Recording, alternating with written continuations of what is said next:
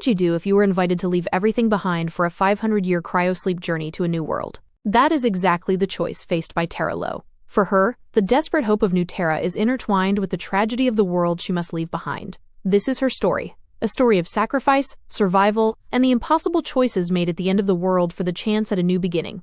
The sky above Canal Street is a lie. Billboards hover in layers so thick I can't tell where the haze ends and the clouds should begin, if clouds even exist anymore. Neon sunlight filters through the vertical traffic, strobing off glass and metal. I keep my head down, vest blinking pale yellow, active, low priority, nearly invisible. Just the way I like it. New Terra is calling, says a voice that follows me down the block, syrupy and maternal. A hologram flickers beside the dumpster wall, some perfect woman with glowy skin and a 1,000-credit smile. She spins in a field too green to be real, hair braided like rope, arms outstretched. Breathe easy. Begin again in a world made for tomorrow. I don't look. I don't need to. That adds everywhere. Inside the station on Hester and Eldridge, the air is heavy, static, sweat, half-dead bots running on emergency power. I tap my ID on the desk. Nothing. The system lags again, then it shows green. My workplace is the same as ever. I have a couple of minutes before my shift starts, so I head to the kitchen because I've not had my lunch yet. I jam the packet into my satchel and head for the reheat unit, where the usuals hang around like vultures near a corpse. Hey T, says Ace, nodding toward the vending screen. You see what they're offering now? 30,000 bonus to the fam. Just for signing up. I pull off my visor and rub the sore spot it leaves above my eyebrows. Let me guess, you already booked a one-way trip? Ace snorts. Shit, if I didn't have 2 kids in a foster block already, I'd be on that shuttle yesterday. Amina leans against the wall, arms folded. My cousin applied last month. They're doing bioscans next week. She got shortlisted. Great, I say, stuffing a warm wrap into my pocket. Maybe she can send us a postcard from the afterlife. Nobody laughs. We all know what happens to volunteers. If New Terra was so perfect, they wouldn't be offering cash to get people to go. I work until the light outside turns that sick amber shade, like an old bruise stretched across the sky. By the time I make it home to the pod unit in the Upper Bronx, the grid's already cutting power. Our hallway lights flicker, then settle into a dim blue emergency glow. The door scans my eye, pauses, and clicks open. Home? I call out, stepping inside. The air smells like vapor meds and cheap noodles. Ma's chair faces the far wall, where a window used to be. Now it's a screen that plays generic scenery loops, waterfalls, meadows, sometimes sky. She's wearing the oxygen mask, hissing gently as she watches a mute broadcast. Hi Ma, I say, crouching down, brushing her shoulder lightly. She peels the mask off, slow, careful, like she's trying not to wake something inside her lungs. Did you eat today? Yeah, soy wrap. Want me to make you some soup? I'm not hungry, she murmurs. I saw the New Terra announcement again. I freeze, one hand on the kettle. Ma, they said applicants get full family benefits, priority housing, medical treatment, everything, just for signing up. It's an attractive offer, but I'm not going to leave my mother. I don't say anything.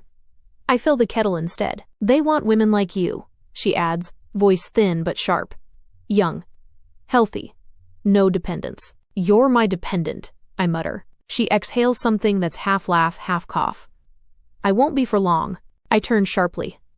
Don't. I'm being realistic. She meets my eyes, and I hate how tired they look. You're wasting away here, Terra. And we both know it. Outside, a drone buzzes by the window wall. The screen glitches, then cuts in with another ad. New Terra needs pioneers. Are you ready to begin again? I grip the edge of the counter, knuckles white. 30,000 credits. Air that doesn't burn your throat. A future that doesn't taste like rust. She's not saying it outright. But she doesn't have to. She wants me to go. I grip the counter until the ad fades from the screen. My jaw tightens. I'm not having this conversation again. Her sigh is soft, but it sticks. It's not a conversation, Terra. It's an opportunity. No, I snap, louder than I mean to. It's a marketing campaign. She flinches. Just barely. But I see it. I close my eyes and take a breath.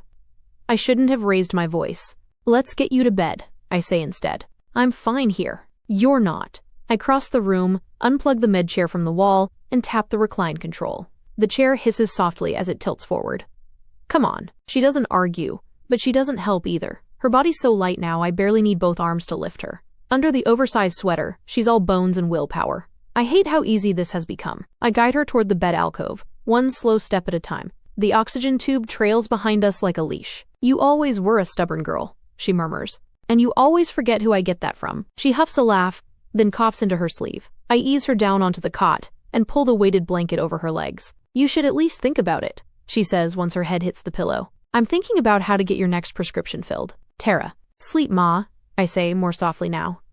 We'll talk tomorrow. She doesn't reply, just closes her eyes and lets the mask fall back over her face. The hiss of air returns, steady and artificial. I sit by her side a moment longer, watching the lines in her face smooth out under the low light. Then I get up, cross the room, and stare out the fake window. The waterfall has been replaced by a dawn horizon over a terraformed valley. Clean, perfect, untouched. Bullshit. But I can't stop watching. The morning starts the way it always does. Too early, too cold, and too gray. My eyes open before the alarm buzzes. The air recycler clicks louder than usual, like it's struggling. I roll off the cot, stretch until my spine cracks, and shuffle barefoot to Ma's bed. She's still breathing. That tiny rise and fall beneath the blanket is all I need to see to keep moving. Ma, I say gently, brushing her shoulder. Time to sit up. She stirs, groaning a little as I help her upright. Her limbs are slow to cooperate, like she's underwater. I adjust the oxygen mask and rub the stiffness from her wrists. I can do that myself, she mutters stubbornly. Sure you can, I say, wrapping the blanket tighter around her shoulders. I set the portable heater near her feet, then open the cupboard to grab a pre-packed meal tray. I pop it in the warmer, wait for the low beep, and set it on the side table with a plastic spoon. You need to eat all of it, I tell her, slipping on my boots. It tastes like chalk. You like chalk, I say over my shoulder with a smile. They were words she used on me when I was a kid. She doesn't laugh, just watches me, tired and quiet. I'll be back at dusk, I say, grabbing my vest. Don't open the door for anyone, not even the bot. I never do. Love you, I tell her, knowing the high crime rates in this area make me finicky. She hesitates just a second too long. Love you too. By the time I reach the subway pod hub, the city's already awake, buzzing, blinking, belching steam from every grate and crevice. The air stings my throat. I pull my mask tighter and tap onto the southbound line, packed in like freight. At the depot, it's the same routine. Tap in, scan, load. Package after package. Floor after floor. Stairwells smell like stale sweat and recycled rain. Elevators never work for our tier, and I'm only allowed 5-minute rest windows per route, or my credits get docked. Monotony wrapped in muscle ache. At break, I slump onto the curb outside the depot with Ace, who lights a stubby cigarette even though they banned them cycles ago. She squints through the smoke. You're dragging today. I've been dragging for the last 6 months, I mutter. She snorts. You say that like it's a new feeling on Earth. Ace is in her late 50s, maybe older. It's hard to tell with the way the city chews people up. Her dreads are tucked under a threadbare knit cap, her jumpsuit patched in all the usual places. She always smells like menthol and engine grease, like she was born in a maintenance tunnel and never left. You eat? She asks. Protein bar. She makes a face. Girl, that's not food. That's punishment. I shrug. Can't afford flavor. She takes a long drag, then exhales slow. So when you gonna stop playing saint and start playing smart? I raise an eyebrow. This again? Damn right. You got a brain, 2 legs, and no rap sheet. You could have filed for a partner bond, boosted your score. Hell, even just signed up for Terra and left this dump. I'm not leaving my mother. Ace grunts. She's the reason you're still here. I say nothing. She knows she's not wrong. That's what makes it worse. She softens her voice. You ever think about having someone, T? For real? A partner, not just for the score. Something solid. You're too young to be this. Alone all the time. I peel at the edge of my glove. What would I even offer, Ace? No money, no health clearance, no future. You got grit, she says, flicking ash onto the concrete. And you give a damn. That's rare as diamonds these days. I look up. A drone buzzes by, dropping its shadow over us like a passing curse. Another Terra ad lights the sky. Smiling women. Clean skies. Lies wrapped in lavender and chrome. I say grit doesn't cover medical bills. Ace stubs the cigarette out on her boot heel. No, but maybe Terra does. I watch the drone disappear into the fog above us, its shadow lingering longer than the sound. They do make it look perfect though, she says, quieter now. But if Terra's really that good, why aren't the rich lining up first? She asks Wrigglier her question more to herself than anything. I give her a low grunt, the kind that says finally, because I've been waiting for someone to say it out loud. Exactly, I say. You think the elite want to pioneer anything? Nah. They're waiting till it's safe, civilized, and already broken in. Let the desperate ones test the air, till the air stops testing back. I nod slowly. So it's a scam. Parts of it, sure, I say, stretching my arms until my shoulders pop. But maybe that don't mean it's not real. I concede, a part of me still holding out hope. A silence falls between us. A train screams overhead on rusted tracks. Down the block, a kid sells filtered water pouches out of a cooler for twice the legal rate, and nobody stops him. I run a hand through my hair, jaw tight, my mind running in circles. What if it's just a labor colony, though? A place to dump us where we can't protest or beg for healthcare because it's so damn far away. Ace shrugs. Maybe it is, but if the options are slowly dying here, or possibly slowly dying there, some folks choose to roll the dice because in the end, no matter where we are still slowly dying. So pick your poison, but some of us don't get to gamble, I say. Sure you do. Just gotta decide what you're willing to bet. My break window pings. 15 minutes gone. Back to the grind. I stand, flexing my stiff knees. Ace stays seated, lighting another illegal cigarette like she owns the sidewalk. T, she calls after me. Just promise me one thing? I glance back. Don't wait until the only choice left is the one you hate. I don't answer. I just keep walking, package scanner blinking like a pulse in my hand, as if it can tell how close I am to breaking. I walk home. I could take the pod, but I need the air.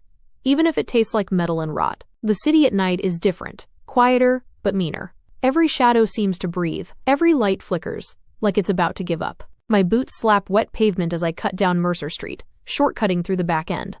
I know it's stupid. I know what kind of people hang around here after curfew, but the depot added another unpaid hour to my shift, and I'm too tired to care. Halfway through the alley, I hear footsteps behind me. Too close. Too light. I don't turn. Not yet. My fingers curl around the edge of the small metal baton in my coat pocket. Hey, a voice says, young, male, too calm. You got creds? I stop walking. Keep my back to him. No. You sure? His tone shifts. Harsher. Don't lie to me, bitch. Now I turn, slowly. He's barely more than a kid. Late teens, skinny, wired on something twitchy. Hood up, hands stuffed in his coat like he's gripping something. Maybe a blade. Maybe just a bluff. I meet his eyes. Steady. I don't have anything worth taking. He steps closer. Bet you got something. I grip the baton tight. If he rushes me, I swing hard and run. But behind him, a door creaks open on the building wall. An old woman stares out with dead eyes, then slams it shut. The sound snaps him out of it. Whatever, he mutters. You ain't worth the trouble. He spits near my boot and slinks back into the dark. I don't breathe again until he's gone. By the time I reach the apartment, my hands are shaking. I punch in the code, the eye scanner is offline again, lean against the door frame, and count to 10. Inhale. Exhale. Again. The light above the keypad flickers red, then green. But just before I open the door, my wristband buzzes. New message. Strange timing. No sender ID. Just static at first. Then one line of text forms, stuttering across the screen. New Terra application received. Status. Under review. I eye the message dubiously, muttering, what the hell? I never replied. Message is still pulsing on my wristband when I walk inside, the door hissing shut behind me like it's sealing something in. I press my back to it, heart still climbing out of my chest. Application received. Status. Under review. The words are still glaring at me. I didn't apply. I haven't filled out a single form. I haven't even clicked the stupid banner ads that follow me like shadows. So why does it feel like someone just opened a door behind my back? Everything all right, baby? My mother's voice floats in from the sleeping alcove, soft, rasping, and always sharper than it sounds. I tug my coat off slowly, sliding my wrist behind my back like I'm hiding a wound. Yeah, I lie. Just a long shift. She doesn't buy it. Of course she doesn't. Her oxygen rig hisses steadily from the bedroom. I walk into the dim light and see her already halfway upright, thin arms wrapped around a heating blanket, eyes sharper than I expected. You're pale, she says. Something happened? Some kid tried to mug me on Mercer, I say casually, like it's just weather. Her face tightens. And you still walk home alone? What's wrong with you? Pods cost 6 credits. I'll survive. You always say that, she mutters. I kneel to adjust her oxygen hose, mostly so I don't have to meet her gaze. She reaches out, fingers brushing my wrist. Then what's the real reason you look like you saw a ghost? I freeze, just for a breath. Then I shake my head and pull away gently. I'm just tired, Ma. That's all. Her eyes narrow. She doesn't believe me, but she lets it go. For now, I get her settled for the night, rearrange the blankets, and heat up the broth she didn't finish this morning. She watches me the whole time like she's waiting for something. But I don't say a word. I just lie when I have to, and pretend I didn't feel something shift the second that message landed. She winces as she moves, my hips flaring again. Left side? Both, she grits out.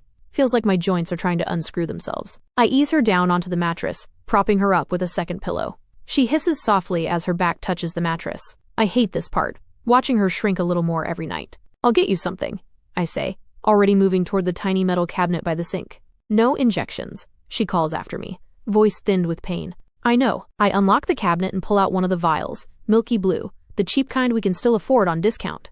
It won't fix anything, but it dulls the edges, takes the worst of the ache away for a few hours. I come back, unscrew the cap and offer it to her. She looks at the vial like it's poison. Just give me the whole bottle. I frown. Ma, I said I'll take it when I'm ready. A note of annoyance in her voice. Her eyes are fixed on the ceiling now, as if daring herself to keep breathing. I hesitate, then place the bottle on the nightstand beside her. I don't want to need it, she murmurs, barely above a whisper. If I take it now, I'll need it tomorrow. And the next day. And then it won't work at all. I don't know what to say. So I tuck the blanket tighter around her legs, adjust the oxygen mask, and smooth her hair back from her face. Good night, Ma. I start to walk away, but her voice stops me at the doorway. Terra. Yeah? She doesn't look at me. I applied for you. A pause blooms in the space between us. You what? For new Terra, she says, still staring straight ahead.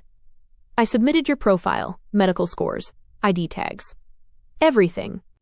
Last week. I blink. I feel like the air's gone thin. Why would you? Because we're already dying here, she says softly. And you deserve more than watching me fade away in this box. I take a step back, like distance will make it make sense. You had no right. I had every right, she snaps, sudden fire in her. I birthed you. I raised you to survive. If I can give you a future, I'll damn well sign the papers for it. Silence again. Even the oxygen rig seems to quiet. You had no right, I say again, but it lands weaker this time. She closes her eyes, like the conversation's over. I walk away before I say something cruel. I close the bedroom door softly, like doing it gently will somehow undo what she just said. Then I walk straight to the bathroom and lock it behind me. It's only a few square feet. Cracked tile, a flickering vanity light, the rust-stained basin we can't afford to replace. But it's the only place in this apartment where I can break down without witnesses. I sink down to the floor and press my back against the cold porcelain tub. The tears come fast, hot and stupid, and I hate them for it. I bite down on the inside of my arm to stop me from making noise. Because this isn't just about new Terra. It's not about the application, or the lie she told, or the way my name now lives on some government list I never consented to. It's about her giving up. I can feel it. In the way she looked at me. In the way she asked for the whole bottle. She's getting ready to leave, and I don't know if I'm more angry at her for doing it, or at myself for not being enough of a reason to stay. When I finally manage to stop crying, I climb to my feet and face the mirror. The girl staring back doesn't look like someone who belongs in a recruitment ad. She looks tired. Hollowed out, but she's still standing, medium height. Brown hair, pulled back now, tangled at the ends. Piercing blue eyes, the kind people always comment on, even when they're too polite to say the rest. Full lips, dry from the air filters not working right, parted slightly like she wants to speak, but isn't sure anyone will listen. I touch the glass, then pull my hand away before the tears start again. If they want pioneers so badly, they should find someone stronger. Not someone who cries in a bathroom while her mother prepares to die. Sleep doesn't come. I lie on my side, the glow of the city cutting sharp lines across the ceiling, my back to the door like that'll keep the world out. Every time I close my eyes, I see her face again, the resignation in it. The calm before something final. My brain won't stop playing through the what-ifs. What if she already took it? What if she meant it when she asked for the whole bottle? What if tomorrow I wake up and the only sound in the apartment is the oxygen tank hissing over a body that doesn't breathe? I sit up around 3 a.m., then again at 5. My throat's dry, my legs ache. I don't remember actually falling asleep, but suddenly the wall clock says it's almost 8. I stare at her door. Still shut, still silent. Something thick curls in my gut. My heart hammers so loud I almost miss the faintest creak behind it. I cross the hallway and press my palm flat against the faux wood. Knock once. Then again. Ma? No answer. I press the door open slowly. The hinges whine, like they know how afraid I am. She's still in bed, but then she stirs, turns her head, blinking up at me with eyes that are wide, awake, and startlingly bright. Good morning, she says, like it's the most ordinary day in the world. I blink. You're okay? Her brows lift. Of course I'm okay. Didn't you hear me coughing half the night? I swear. I kept waiting for you to come in and complain. I let out a breath I didn't know I was holding and half collapse into the chair beside her bed. I thought. My voice catches. I swallow. I was scared you took the whole bottle. She looks at me, then reaches out and pats my hand. Don't be silly. There's a glow about her this morning that doesn't quite make sense. A sharpness in her posture. A spark I haven't seen in months. It's like something has shifted, and not the way I expected. She looks better. Or maybe I'm just seeing her through the eyes of someone who thought she'd be gone. You hungry? I ask. Starving. Good. I'll make something. As I stand and move toward the kitchen, I hear her hum softly to herself, some old song I don't recognize. And for the first time in a long while, I feel the shape of something I haven't let myself feel.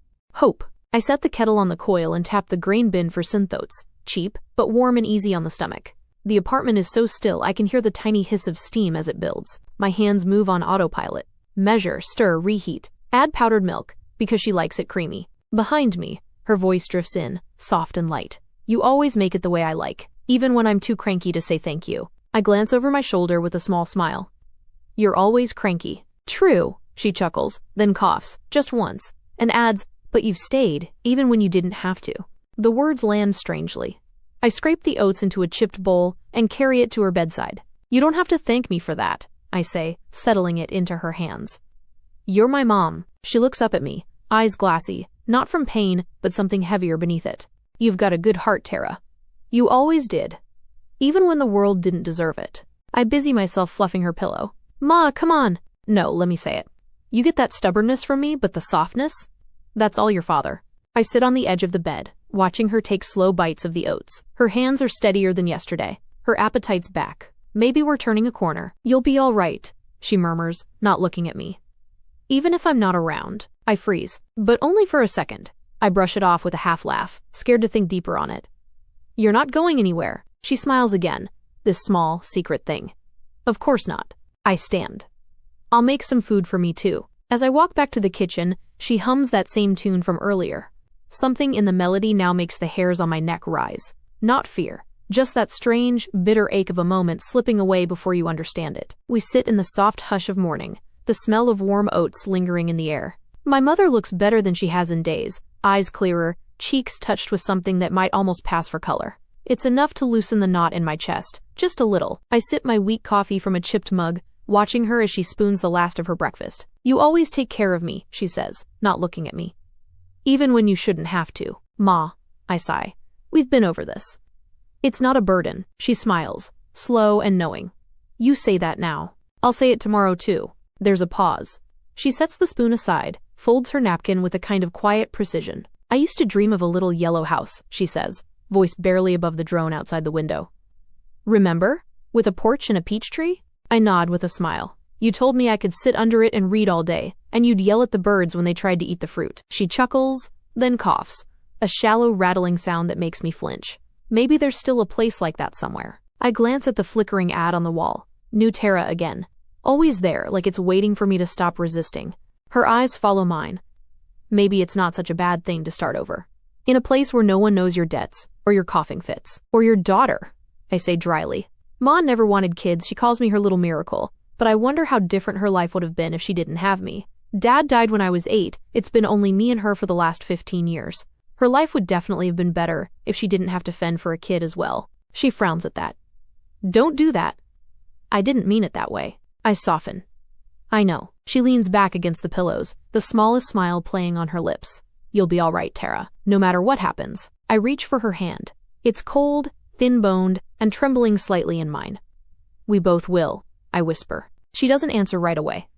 Just gives my fingers a light squeeze. You should get going, sweetheart. You'll be late for work. I glance at the clock and groan. Again, tell Jace she still owes me one of those disgusting banana protein bars she smuggles home. I laugh. She'll deny it.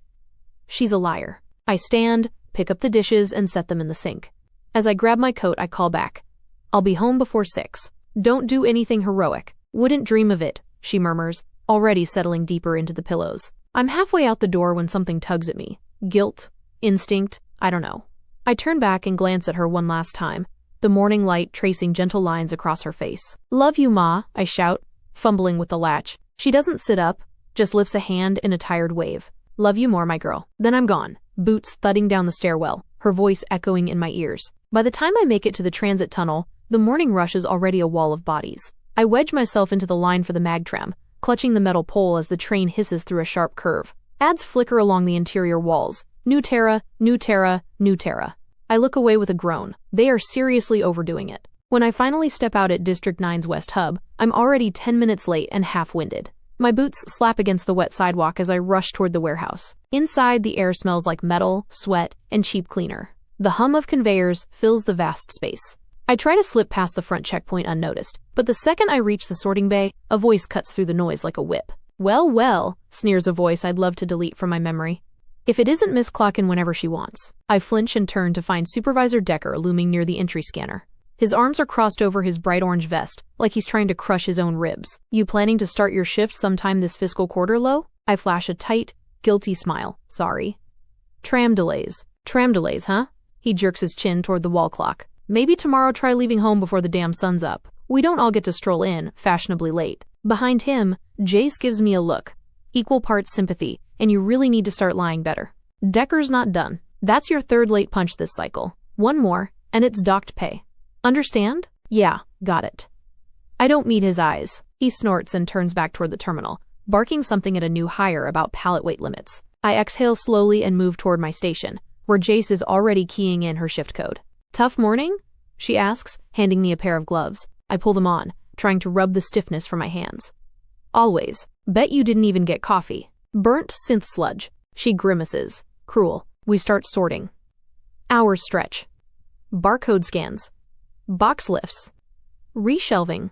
My arms ache by midday, and the overtime request light starts blinking before I've had a break. This place'll eat your soul, Jace mutters at some point. Who says I still have one? She snorts. Could have fooled me. You've got those big blue eyes and the tragic energy of someone who could sell a whole drama series. I laugh despite myself. You calling me tragic? I'm saying you deserve better. Something cleaner. You ever think about dating again? I raise a brow and sigh. Back to our favorite topic. On what time? With what money? Come on, she says. There's some decent people left. A few. Maybe one. I grunt. Yeah, well, I'm more worried about paying rent than holding hands. She nods. Yeah. That's the world we're in. We work in silence after that. The machines humming all around us. And somewhere in the distance, another new Terra ad plays, promising fresh starts for the desperate and big payouts for the families they leave behind. Chapter 3. The first buzz comes just as I step into the locker corridor, my spine still aching from 4 hours straight on the line.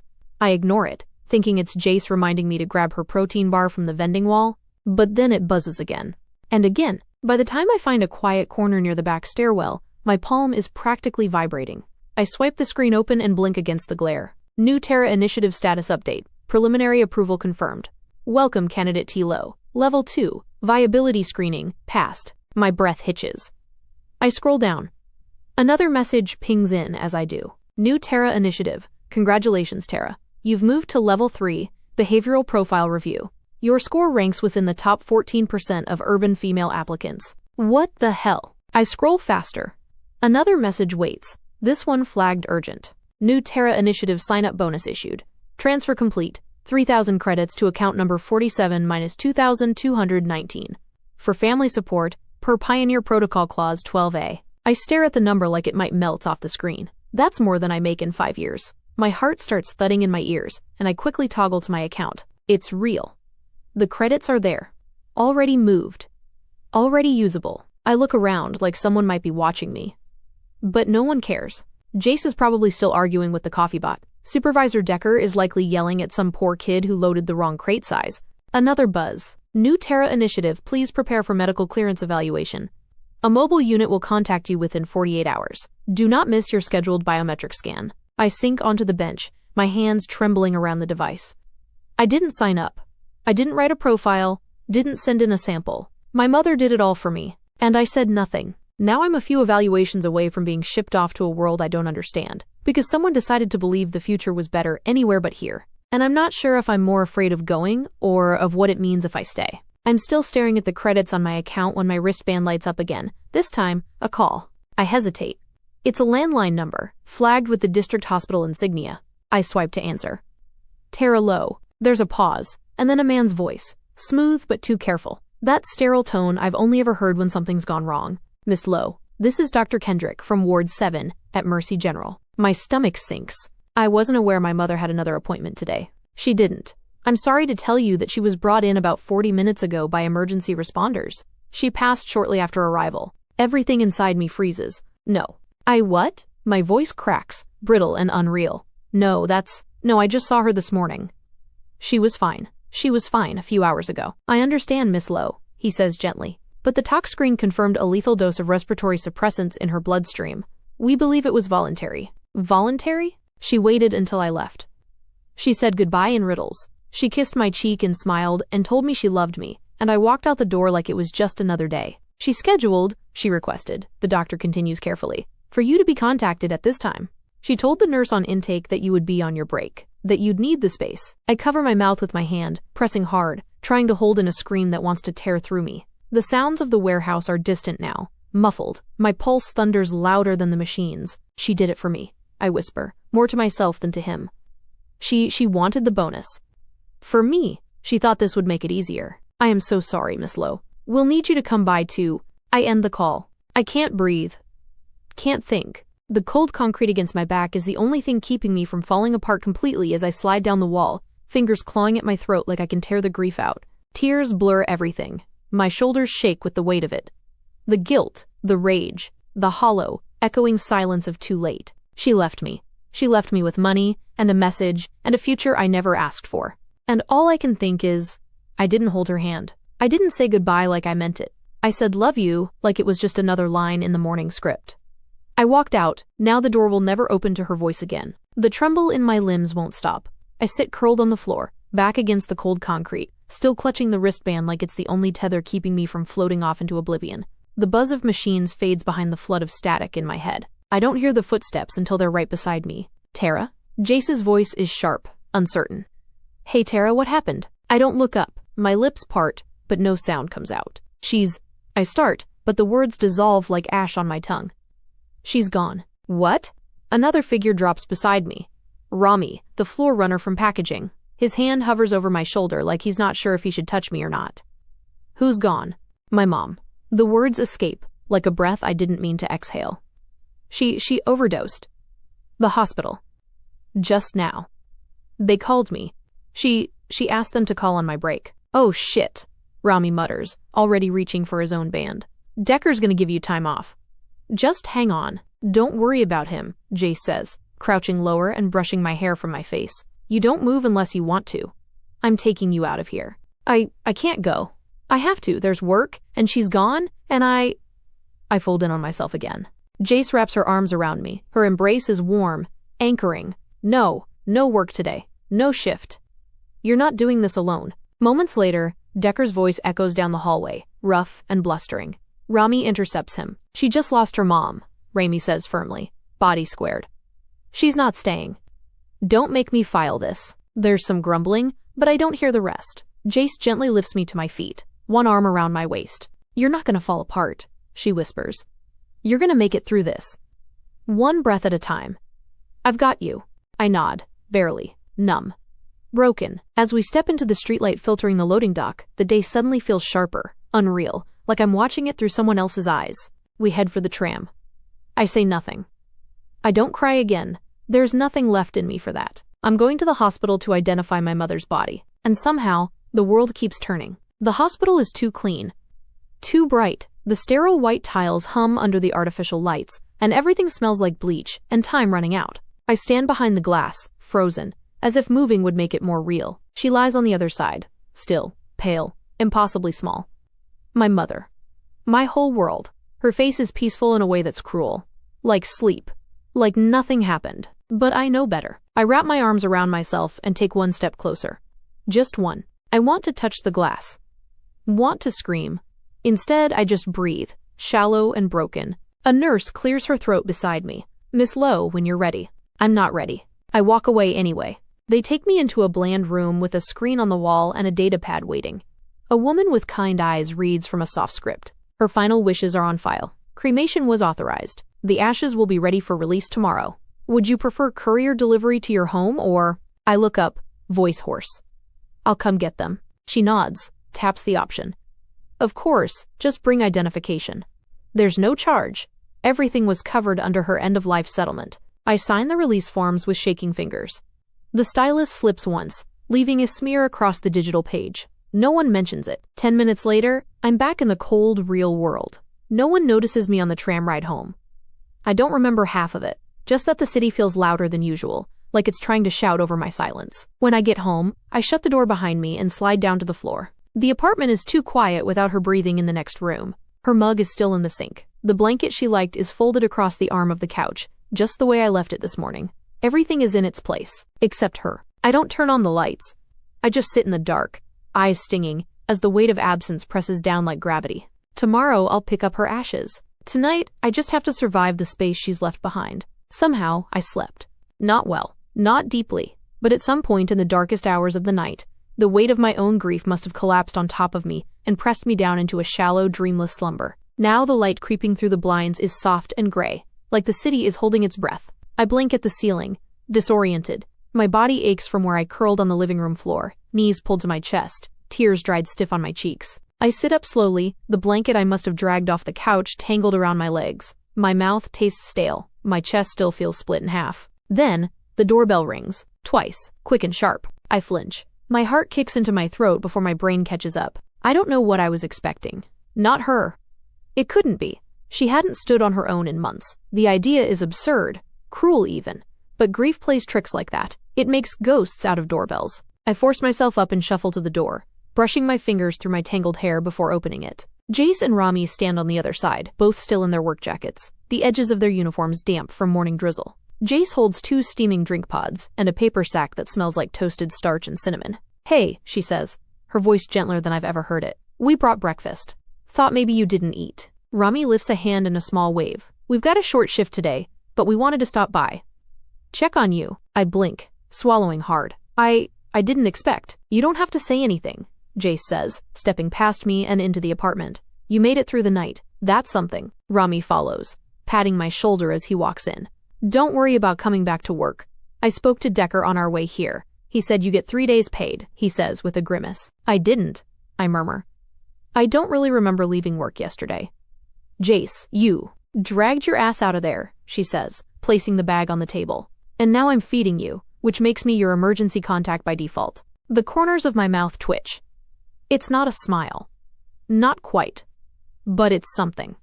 I close the door and lean against it for a moment. "I don't know how to do this," I admit. "You don't have to know," Rami says.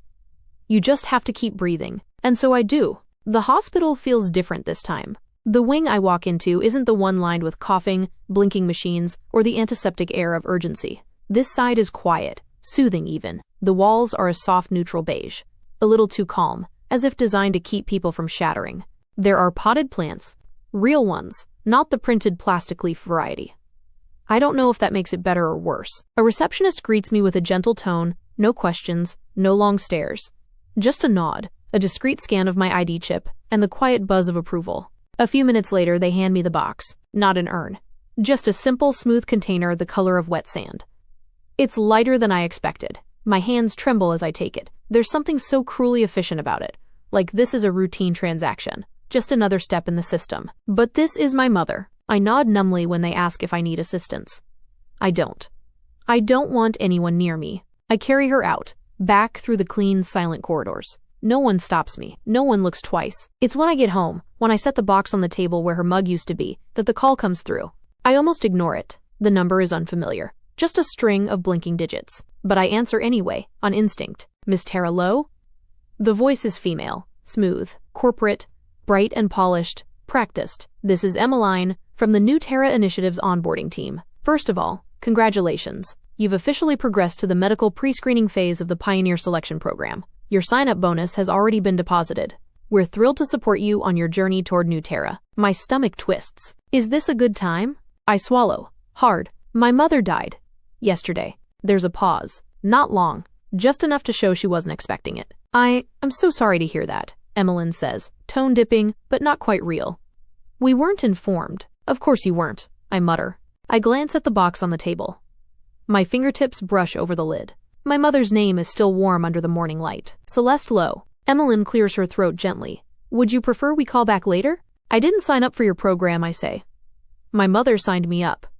Without telling me. Another pause. This one longer. When Emmeline speaks again, her voice is more cautious. "You still retain the right to proceed, or to withdraw.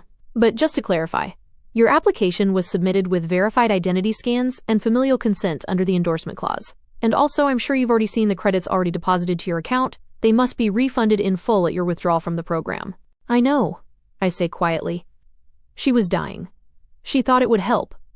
I ignore her last part. I rub the heel of my hand against my chest, like I can dig out the ache if I press hard enough. You don't have to decide now, Emmeline offers, professional again. You have 48 hours to confirm or decline this phase. If you need assistance, a counselor can be made available. I nod slowly, even though she can't see me. I'll think about it. We'll send you a reminder message before the deadline. And again, our condolences, Miss Lowe. The call ends with a clean, soft click. I sit down in the chair across from the ashes. The silence is too loud.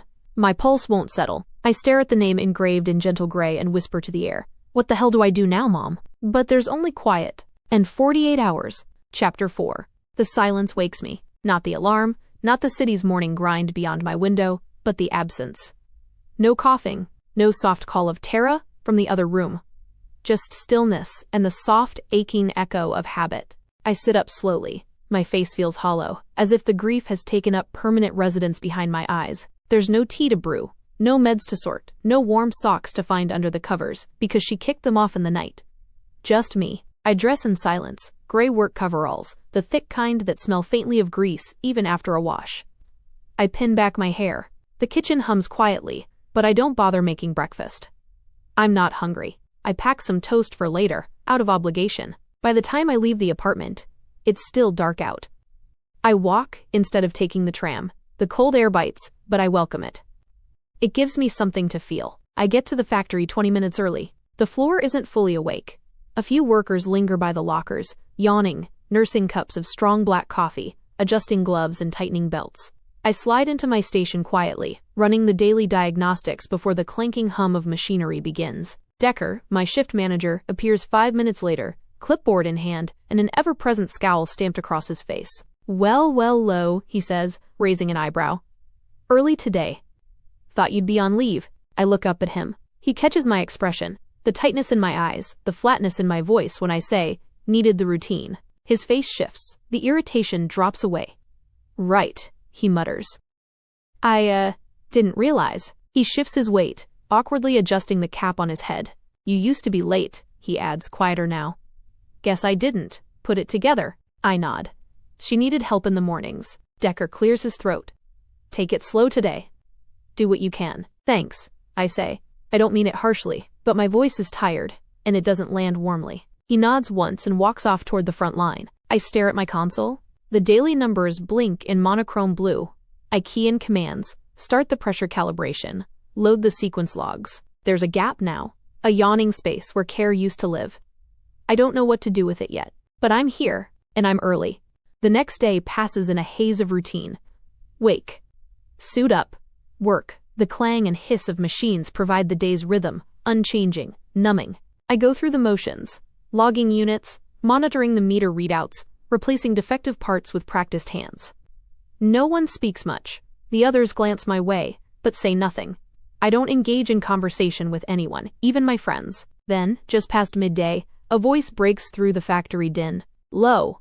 Decker's voice rings sharp from across the floor. I flinch and look up. He's standing by the line gate, motioning for me to come over. He doesn't look angry, just serious. I wipe my hands on my coveralls and step away from my station, heart thudding a little harder than before. Come with me, he says, already turning toward the hall that leads to his office. Something twists in my stomach.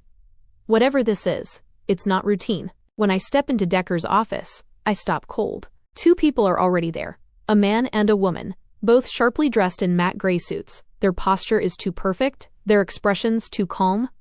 They turn in unison when I enter. Terra Lowe? The woman asks. Her voice is smooth and practiced. I nod slowly, glancing at Decker. He's standing by the doorway now, arms folded, but there's something strange in his eyes. Something like discomfort. I'm Camille Trosk, the woman says, offering a tight smile. This is Dr. Lear Vaughn. We're with the new Terra Initiative. My stomach drops. Before I can say anything, Camille continues. We'd like a word. Would you mind coming with us to headquarters? Decker clears his throat behind me. Take the rest of the day, Lowe. What is this? I ask, voice catching in my throat. Just a conversation, Lear says. We'll explain everything. We've arranged transportation. It's not far. Something about their tone says I don't really have a choice. I glance once more at Decker, who nods reluctantly. I follow them out of the factory, past the curious stares of my coworkers. Outside, a sleek black car waits at the curb. The door hisses open, and I step in. We pull away from the factory, the city fading behind us. I press my hand to the window, heart racing. What am I doing? The car slows as we turn off the main road onto a long private drive, flanked by rows of tall silverleaf trees swaying in the breeze. At the end of the drive stands a sleek, minimalist structure, glass, steel, and concrete arranged in soft, sweeping angles. It doesn't look like a government building or a clinic. It looks expensive. The darker words in silver written on the front read, New Terra Processing Center. We pull up to a quiet roundabout. A woman in a white uniform steps forward as the doors slide open. Camille exits first, offering her a nod, then gestures for me to follow. Welcome to the New Terra Processing Center, she says. My boots echo too loudly on the spotless floor as I step inside. The air is cooler here, sterile but not unpleasant because I realize it's cleaner, with no constant smell of smoke. It smells faintly of citrus and something sweeter, like lavender. The lobby opens into a wide atrium with soft lighting and neutral tones, like they're trying to make you forget it's a place designed to pull people apart from their old lives. I walk through it like someone sleepwalking. A few white-coated workers pass us, none of them speaking, busy in their tasks. They lead me down a hallway and stop outside a door with a green sensor light. Orientation begins here, Camille says. You'll be briefed with the other candidates. After that, we'll speak again. Wait, other candidates? I blink. You didn't say. But Lior has already opened the door. Inside, a dozen young women look up. They're seated on cushioned benches in a wide, softly lit room. Most of them have the same blank, anxious expression I must be wearing. Some look young, like they are fresh out of school.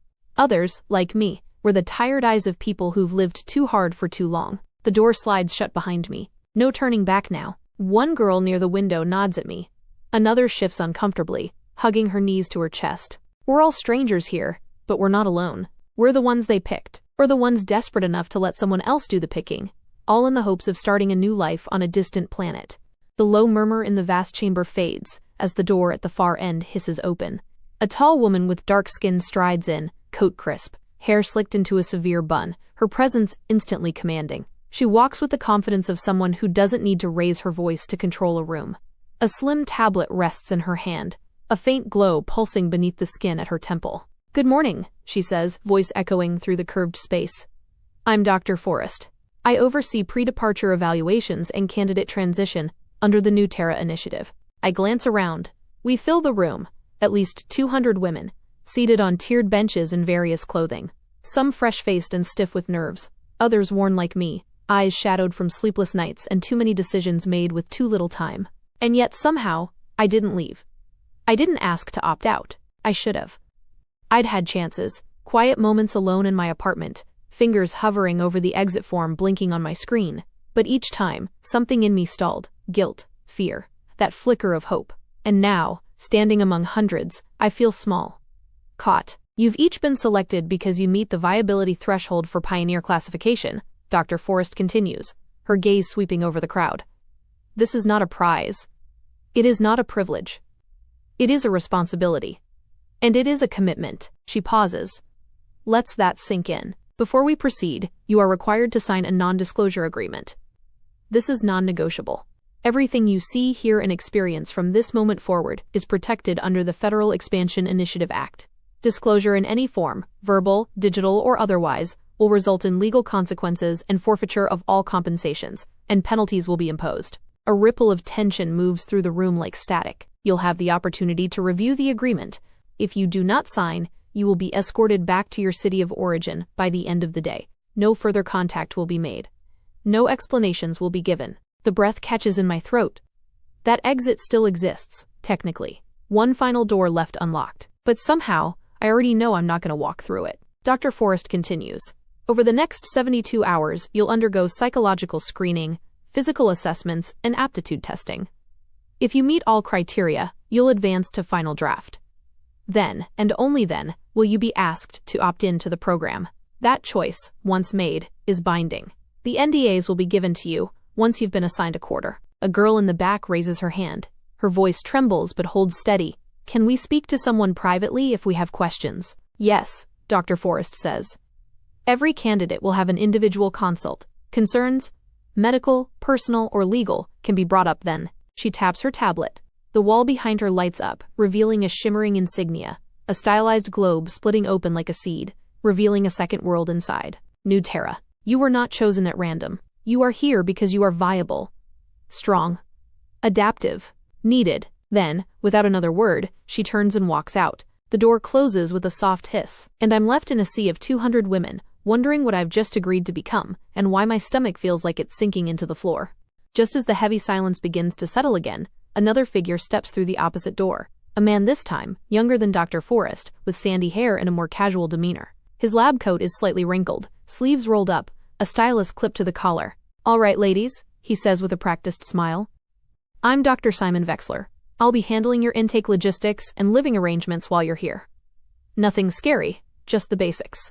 You'll be assigned rooms, given a tour of the residential wing, and scheduled for your first assessments this evening." He gestures toward the side wall, where doors begin sliding open one by one. Several uniformed staff step inside, carrying tablets. "We'll call your names in groups of 10. You'll follow the staff member to your assigned suite. Each room is shared by 2 candidates. Meals are provided. Movement outside your designated sector is restricted unless scheduled. Please keep your wrist comms on at all times for updates and scheduling." I blink, instinctively glancing down at my wrist. The little screen is dim, no notifications, no hum of signal, no network icon. I tap it once, then again. Nothing, not even the city ID beacon. Not even the clock. A cold prickle moves up my spine. I shift my arm, angling the comm to the overhead lights, but it stays dead, like it's been severed from every grid I've ever known. I look around, scanning the faces of the women nearby. A few are tapping their wrists too, brows furrowed in confusion. But no one says anything.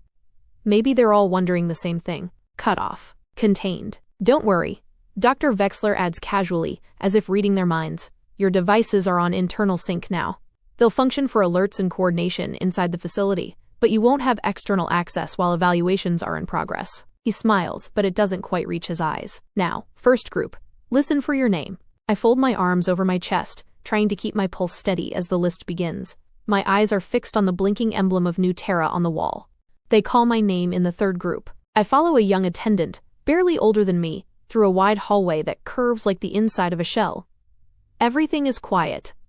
Too clean. Too smooth. I don't see a single window. "Suite 17A, she says, and the door slides open with a whisper. The room looks like it was designed to be as forgettable as possible. 2 beds. 2 desks. A small bathroom tucked into the corner. Everything white or gray or beige like color might disrupt whatever experiment they think we've signed up for. One of the beds is already claimed. She's sitting there, my new roommate. Head bowed, long black hair hanging like a curtain around her face as she stares at her wrist comm. I hesitate in the doorway. She doesn't look up. "Hey," I say, stepping inside.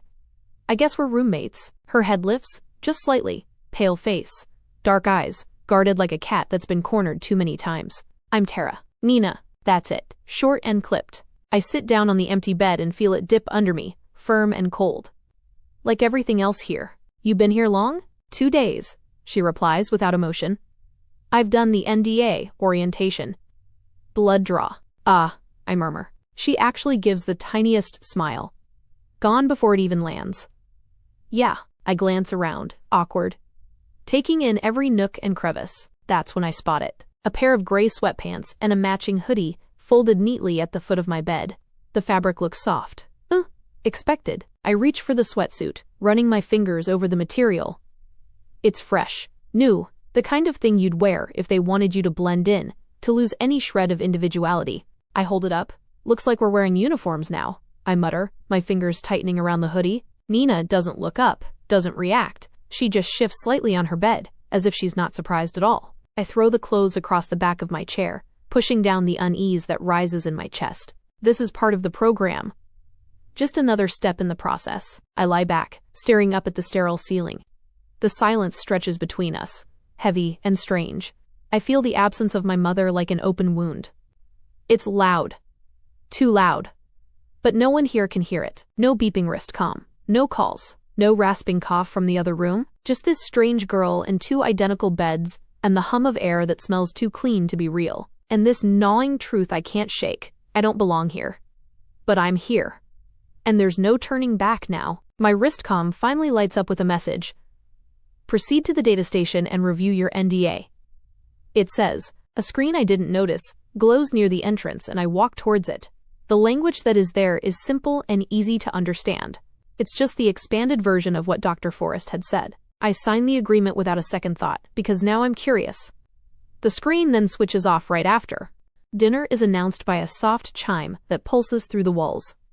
Not loud, but insistent. Nina doesn't say a word. She stands, slips on her shoes, and walks out like she's done it 100 times before. I follow her, still wearing the gray sweatsuit, the hem of the hoodie brushing my hips. We merge into a slow-moving stream of other women, all heading in the same direction, like water pulled by gravity. No one talks much, just the shuffle of footsteps, a few murmurs, the occasional hollow cough. Then we reach the cafeteria. My breath catches. It's massive, rows upon rows of tables stretching across a space the size of a hangar. Clean lines, sterile light, and at least 6 food stations serving food that doesn't look like it came from a packet. It looks real, fresh. It smells good too. I walk slowly in a line as food is loaded on my plate. I don't even notice what's on my tray at first. My eyes are scanning the crowd. There are more women than I expected. A lot more. I do a quick mental count as I walk, stunned. The room is nearly full. Each table seats 10, and there must be at least 60 tables. Over 600 women, maybe more, and they all look like me in one way or another, worn thin by life, cautious, silently adapting. Every single one of us wears the same gray uniform. Every single one somewhere in their late 20s to early 30s, if I had to guess. I settle into a spot next to Nina at a quiet table. She eats with the kind of steady rhythm that comes from routine. I take a bite of the food and my attention is instantly drawn to it. I expected it to be bland, like the food I've been used to all my life, but I'm pleasantly surprised by the taste. Warm, tender, seasoned with something familiar and comforting. The greens have just enough bite. Even the rice tastes like someone actually cared when they made it. It's small, but I notice it.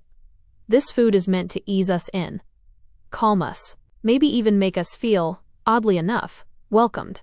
I glance at Nina. There's a lot of us. She doesn't look up. You thought you were the only one? I shake my head. I just thought it'd be smaller, more exclusive. Maybe this is exclusive, she says simply. 600 out of how many applied? We're here for a reason. Her tone isn't bitter. Just sure. Like she knows something I don't. I look around again. So many faces, so many lives I'll probably never hear about. Yet we've all been brought here. Chosen. It doesn't feel sinister. Just puzzling, like we're on the cusp of something bigger than any of us realize. I take another bite, thoughtful. Whatever New Terra really is, they're not doing it halfway. Chapter 5. I don't sleep much that night. The bed is comfortable enough, the sheets crisp, the pillow soft, but my mind won't stop turning. Every time I close my eyes, I see flashes of faces, the women in gray, the rows of tables, the silent kind of anticipation that hung in the air like static before a storm. When I do drift off, it's shallow, restless sleep. I wake more than once, staring up at the smooth white ceiling, trying to listen for sounds beyond the hum of air vents and the soft pulse of the lights overhead. There's nothing. No city noise, no machinery, no footsteps in the hall, just a sterile stillness that feels both safe and strange. When morning finally comes, it happens quietly. The lights fade up from dim to bright, in a slow golden bloom, as if the room itself is trying to mimic a sunrise. Then a voice hums through the speakers, calm female, without any real accent. Good morning, New Terra pioneers. Breakfast will be served in 30 minutes. Orientation begins promptly at 900 hours. Attendance is mandatory. The voice cuts out with a soft chime. Across the room, Nina sits up, brushing her hair from her face. That's our wake-up call, she mutters, yawning. I swing my legs off the bed and stretch, feeling oddly heavy, like I haven't moved in years. The air smells faintly like citrus and something sterile, maybe the disinfectant they use. I shuffle toward the bathroom and take a shower. The water comes out instantly warm, steady, and perfect in temperature. Steam fills the small stall, wrapping around me in a comforting haze. For the first time since I got here, my muscles start to unclench. A light tap on the door, and Nina's muffled voice reaches through. Hey, don't take too long. They'll probably line us up again or something. Got it, I call back, finishing up quickly. When I step out, the gray sweatsuit waits, folded neatly on my bed. I pull it on, and the fabric feels oddly familiar, like I've already been wearing it for years. It's soft but structured, designed for function over fashion. I smooth the hoodie down and grab my wrist comm. Still no signal. I press the screen again just in case, but nothing changes. I wonder what Jace and Raimi will think when I don't show up for work today. Maybe Decker told them what happened, though I doubt he'd bother. He'd probably already written me off as a no-show. The corridor outside hums with quiet movement. Women stream from identical doors, all dressed in the same gray sweats, hair damp, faces still sleepy. The sameness is unnerving, but also kind of peaceful. No one stands out. No one has to. The cafeteria feels different this morning. Brighter, livelier. There's chatter now, low and cautious, but unmistakable. People are starting to relax, to compare notes. The sterile silence of yesterday is gone. The smell of food fills the air, rich and savory. The trays today are loaded with scrambled eggs that actually taste like eggs, thick slices of buttered bread, and mugs of something hot that isn't quite coffee but close enough. Whoever's running this place knows how to keep morale up. The food is good, not just edible but tasty in a way that surprises me. I make a mental note of it, wondering why they'd go through the trouble of such quality when ration-grade meals would have sufficed. After breakfast, a chime echoes through the hall again, directing us toward a large auditorium. It's built like a university lecture hall, tiered seats circling a smooth, curved screen that stretches across the entire front wall. The air smells faintly of ozone and metal, and the chairs sink slightly under our weight. Not uncomfortable, just firm enough to keep you attentive. As we file in, soft instrumental music plays, something calm and almost hopeful. Then the lights dim. A logo pulses onto the screen.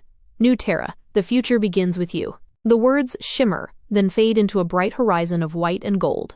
A woman steps out from a side door, dressed in a pristine white coat with the same logo stitched neatly over her chest. Her hair is pulled back into a sleek bun, not a strand out of place. Everything about her movements radiates precision. "Good morning, candidates," she says, voice carrying easily through the room. "I'm Dr. Forrest. Some of you may remember me from your intake briefing yesterday. I do. She was the one who had us sign the NDAs, the one with the practiced smile and eyes that seem to notice everything." She continues, "You are here because you meet specific biological, psychological, and emotional parameters required for the new Terra Initiative, humanity's first permanent settlement beyond Earth.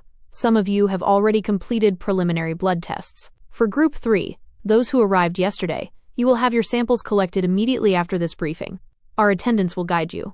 A ripple passes through the room, a quiet exchange of glances, the unspoken buzz of questions. "For the next few weeks," Dr. Forrest goes on, "you'll undergo assessments to determine your placement and compatibility. You'll receive training, counseling, and a series of physical evaluations. Nothing invasive, nothing harmful. Every step of this process is designed to prepare you for a new beginning." Her tone softens slightly, though the precision never leaves her voice. "We understand this is a sacrifice, leaving behind your homes, your families. But please remember that you are not alone. You are part of something bigger than any one life." The screen behind her shifts to show breathtaking images, vast green plains under twin suns, shining cities made of glass and light, oceans that glitter silver beneath foreign constellations. A few women gasp quietly. Even Nina leans forward, mesmerized. "I don't know what to think. The images are stunning, too perfect, almost curated. Surely no place this green could exist anymore, not with what's happening to Earth. But something about Dr. Forrest's words hums inside me. A new beginning. A life that means something. Your first evaluation will begin at 1100 hours, she concludes. You'll be called by group. Until then, please remain in the common area. You'll find refreshments, reading material, and access to our hollow lounges." The lights brighten again, soft and natural. Nina turns to me, eyebrows raised. "Guess this is it," she says. I manage a small smile. "Guess so." An attendant steps forward, her gray uniform crisp and spotless. "Group 3, please follow me." Me and the other women from yesterday rise and follow her through a side corridor. The walls are white and seamless, the floors polished to a mirrored shine. The testing room feels like a clinic. We hand in our blood samples, stand still for full-body scans, and wait in rows of sleek chairs while holoscreens display old movies and ambient nature scenes. I try to watch, but my mind keeps drifting. I check my comm again. Still no signal. Not even a clock display now, just the logo of New Terra pulsing faintly at the corner. An attendant walks in, clipboard in hand. "If I call your name, please proceed through this door," she says. One by one, names are read. 100, maybe more. When she finishes, only 50 of us remain. A murmur spreads through the room, soft, uncertain. The woman smiles, setting the clipboard aside. "Congratulations," she says warmly. "You 50 have passed the physical evaluation and preliminary tests. You'll proceed to the next phase." There's a collective exhale. Some women grin, others just look relieved. I'm surprised at how happy I feel. Maybe because for once, something has gone right. We're guided back into the waiting area, where the rest of the groups gather. Nina spots me and waves me over. "So, you made it." I nod, smiling despite myself. "What happens next?" She shrugs. "No clue. I passed mine yesterday. Still waiting to see what this next phase actually is." The next few days unfold in a blur of activity. Every morning starts with the same soft wake-up chime. We eat breakfast, always fresh, always flavorful, and then move into training sessions. Some focus on endurance and balance, others on mental agility. We take tests on problem-solving, empathy, reaction times. Slowly, the group of 600 starts to shrink. Some fail evaluations, others quietly choose to leave. By the end of the first week, only 300 of us remain. The second week begins with another assembly in the auditorium. Dr. Forrest stands on the stage again, her expression poised as ever. "I'm happy to see you all," she says. "I've reviewed your mental and physical profiles, and I'm pleased with what I've seen so far. This marks your final opportunity to opt out of the program." My comm screen lights up in perfect sync with everyone else's. "As you can see," she continues, "this is your final agreement before we begin true New Terra training. If you choose to continue, there will be no further opportunity to withdraw. The only way you will leave the program is if you fail to meet our criteria. If you choose to opt out now, you will not be required to return the sign-up bonus. In fact, you'll receive an additional sum as compensation for your participation." A soft murmur passes through the room. My pulse jumps. 6,000 credits. Enough to live comfortably for 6 years. Enough to start over somewhere else. I glance around. Others are thinking the same thing, fingers hovering over the red opt-out square on their comms. My hand hesitates. I could walk away now, debt-free and secure. But curiosity claws at me. What if this really is something extraordinary? What if there's truth to what they're showing us? I press the green button instead. Accept. Dr. Forrest looks down at her data pad, listening to something in her earpiece. Then she nods, smiling faintly. "Excellent. Those who have opted out, please follow Camille for debriefing. Your participation bonus will be transferred immediately." To my surprise, almost half the women stand. Nina leans toward me. "Are they fucking mad?" she whispers. I scoff. "Maybe they have something worth staying on Earth for." "Maybe," she says with a shrug. "Still feels like a waste. They're making it too easy to leave. Makes me think this is actually something worth staying for." I nod slowly. She's right. It's been almost effortless to walk away this whole time. Like they only want people who want to be here. When the group of women exits, the door closes softly behind them. Dr. Forrest waits a moment, scanning the room. "It's not too late," she says finally. "If anyone has changed their mind, you may still go." 2 more women rise. The door shuts again, a quiet, final sound. "Perfect," she says. "The 179 of you who remain have progressed to the heart of the program. Congratulations, you are the pioneers of a new world. You will plant the seeds that will save humanity." A stillness fills the room. My stomach tightens. "It is no secret that Earth's resources are dwindling," she continues, pacing slowly. "Unstable climates, once lush forests, now turn to desert. The New Terra Initiative is real, and you, all of you, will be the mothers of its first generation." The word mothers hangs in the air, heavy and strange. My mind races. Does that mean there's another group somewhere, men perhaps, preparing for the same thing?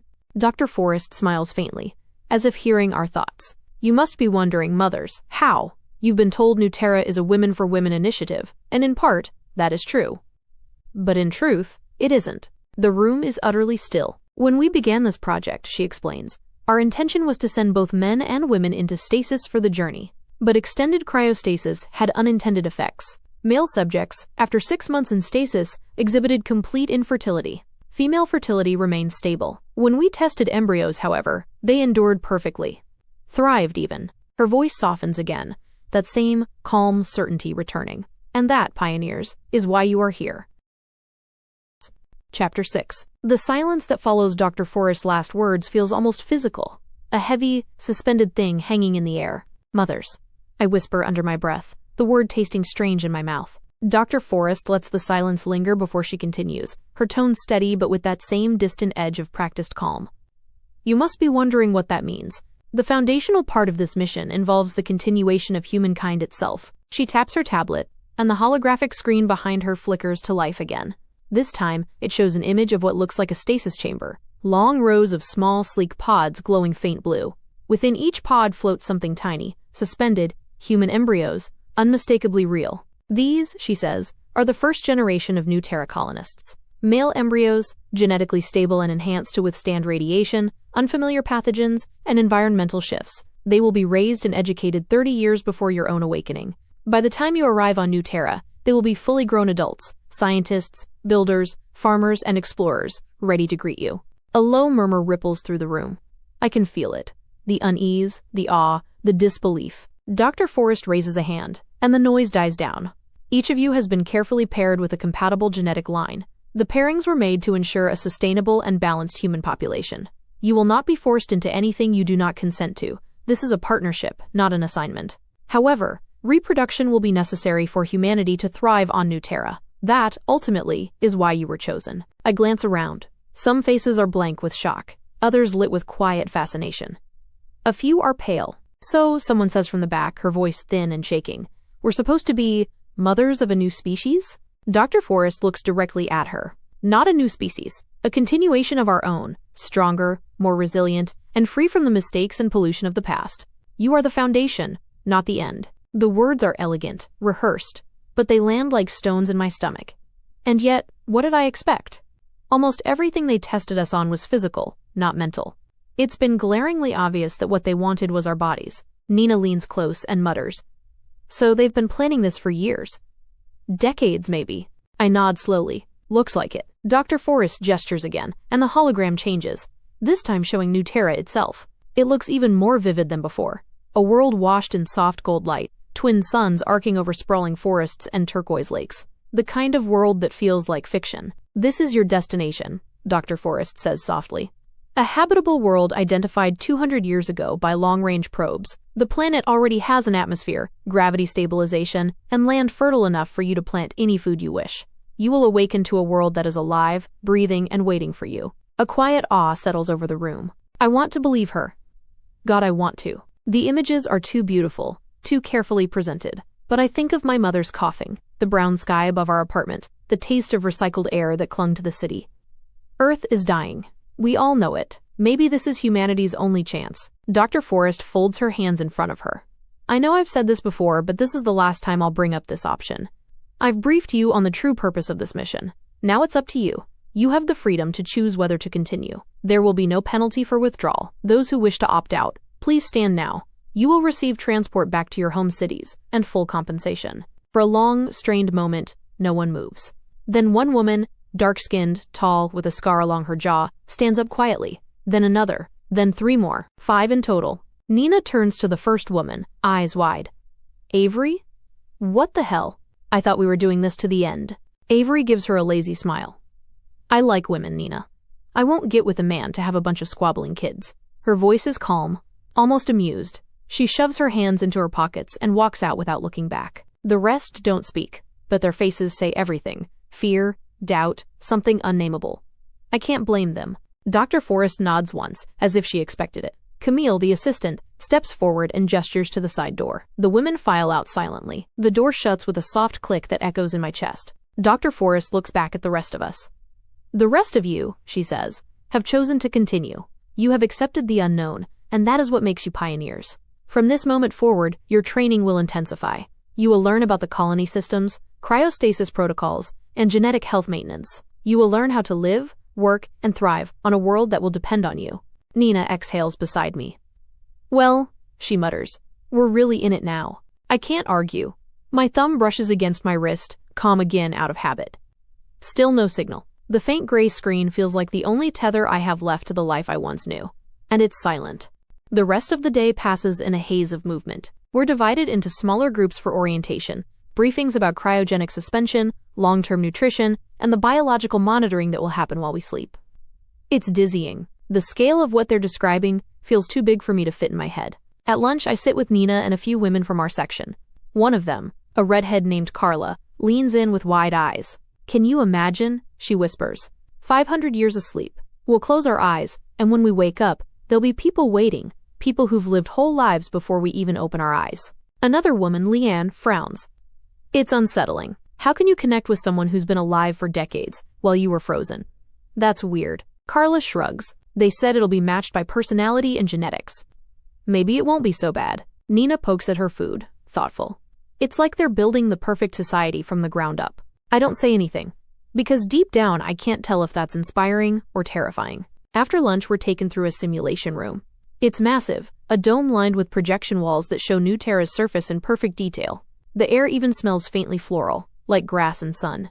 A holographic guide explains how the colony modules will work. Sustainable living pods, solar collectors, hydro farms, and community domes. Everything designed for longevity, efficiency, survival. I walk through the simulation slowly, running my fingers along the edges of the panels, the artificial sunlight washing over my skin. It feels real. Too real. For a few moments, I forget the ache in my chest, the grief that still claws at me every time I think of my mother. Maybe she'd be proud of me. Maybe this is what she wanted all along. When the simulation ends, we're led to a debriefing room where Dr. Forrest waits again. She looks almost pleased. "I know this is overwhelming," she says, "but you are not the first to feel uncertain. Every pioneer in history has faced the same fear, the unknown. But you are part of something that will outlive all of us. A civilization that will begin anew." Her words are warm, reassuring. But there's something about the way she says, "outlive all of us," that sends a faint chill through me. Nina raises her hand. "Dr. Forrest, what happens to Earth after we go?" Dr. Forrest hesitates for just a fraction of a second before answering. "Earth will endure," she says evenly. "But its future is uncertain. Our mission is to ensure that humanity endures with it, somewhere safe." It's a good answer, polished. But her pause doesn't go unnoticed. By the end of the day, my head is full of details, cryostasis temperatures, genetic charts, diagrams of sleeping pods. But beneath it all, there's a thread of something else. Hope, maybe. Or maybe just the quiet acceptance that I've already crossed the point of no return. That night, when I finally get back to my room, Nina's already asleep. I lie in bed, staring at the ceiling, replaying everything. The idea of sleeping for 30 years makes my skin prickle. Of waking to a world I've never seen, with people I've never met, and one person designed to compliment me. It feels too strange, too vast, but it's not frightening. Not yet. Somewhere in the dark, the intercom hums softly, the same neutral voice as before. "Lights out in 10 minutes. Rest well, pioneers." The word pioneers feels heavier than ever. I turn on my side and let the hum of the air system lull me. My thoughts drift to my mother, her faint smile, her stubborn will, her quiet sacrifice. Maybe this is what she meant all along when she said she wanted me to live. When sleep finally takes me, it's deep and dreamless, like the beginning of something vast. 3 weeks after I arrived at the center, we're finally allowed to go outside, to see family and seal off our affairs. Each of us is given a single backpack. Anything we want to bring must fit inside it. I know exactly what I want to carry. I go to my old workplace first. When I walk in, it's mid-morning. Decker raises a brow when he sees me, looking me up and down. I know I look different, healthier, sharper somehow. "Well," he says dryly, "color me shocked. I thought you'd be up in the stars by now. I hope you're not here for your job. Your position's already been filled." I'm not surprised. I've been gone almost a month. They couldn't leave it empty forever. "I knew," I tell him simply. "You sent the termination notice." Decker flinches, looking a little guilty. "You were gone, Terra." "I've got quotas to fill." I nod, unbothered. "I'm actually here to see Jason Ramey." He sighs, rubbing his temples. "Come back at lunch, they're busy." "Oh, come on, Deck. I've only been let out for a few hours to sort things." "It'll take 5 minutes." He groans. 5 minutes. Anything more, I'm docking their pay. I smile. Deal. A few minutes later, Jace and Ramey appear from the back. "Holy shit," Jace says, eyes wide. "You're still alive." I laugh, hugging her and Rami both. "Barely." "How are you guys doing?"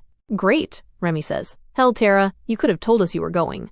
I almost filed a missing person report." "Decker didn't tell you?" "They came for me unexpectedly." "He did. 5 days later," Jace mutters, crossing her arms. I snort. "Figures. Anyway," I continue, "I can't stay long. We've just been given 10 hours off. I came to show you I'm alive, and to pack up my apartment." I pause, tapping my wrist comm. Both their devices light up. They check the notifications, and their eyes widen. "Damn, Terra, that's a lot of credits," Jace exclaims. Ramey's jaw drops. I've split the 3,000 credits between them. "I don't think credits will be worth much on New Terra," I say with a shrug. My balance is now barely enough to settle old bills and debts. When I leave the factory, I tighten my grip on my backpack straps. There's one last thing I have to do. Being away from the apartment has dulled the pain a little. Going back will hurt. I take the elevator to my floor, key in the code, and wait for the soft green beep. The door slides open, and the silence inside greets me like an old ghost. Everything is exactly as I left it. I go to my room and pick up the sealed urn of my mother's ashes. The small metal box sits lonely on my table, waiting. Next, I go to her room and take a soft purple woolen scarf from the dresser. I lift it to my face. It still smells faintly of her rose perfume. I stand in the middle of the apartment, looking around. There's nothing else I want to take. They've given us enough clothes at the center.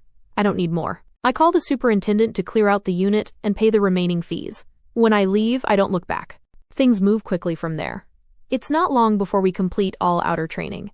I know a lot about farming and processing and preserving things more than I could have ever imagined. 4 months after I entered the new Terra building, I'm sitting on a doctor's table, having my vitals taken.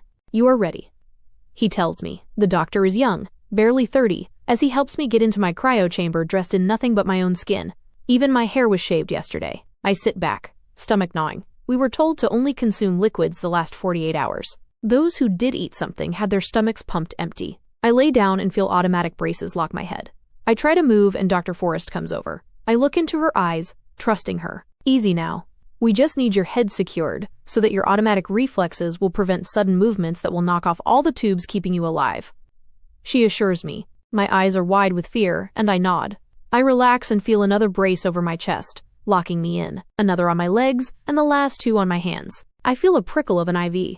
Dr. Forrest looks at me once more. The next time I see you will be 500 years from now. You'll be the same, and I'll be older, of course. Her voice fades as I begin to slip into unconsciousness. I feel a dull pain at the back of my neck, but everything completely fades. Ice seeping in my veins. This doesn't feel like sleep, it feels like death. My last thought is that I'll be really annoyed if I died now and didn't make it to New Terra. And that brings us to the end of part 1 of the New Terra saga. Part 2 will be uploaded very soon, so make sure you subscribe and turn on those bell notifications so you don't miss the next chapter. Also, I want to hear from you. What do you think New Terra will be like? Drop your predictions for the pioneers and for the Earth they left behind in the comments below. Thanks so much for watching, and I'll see you in the next video.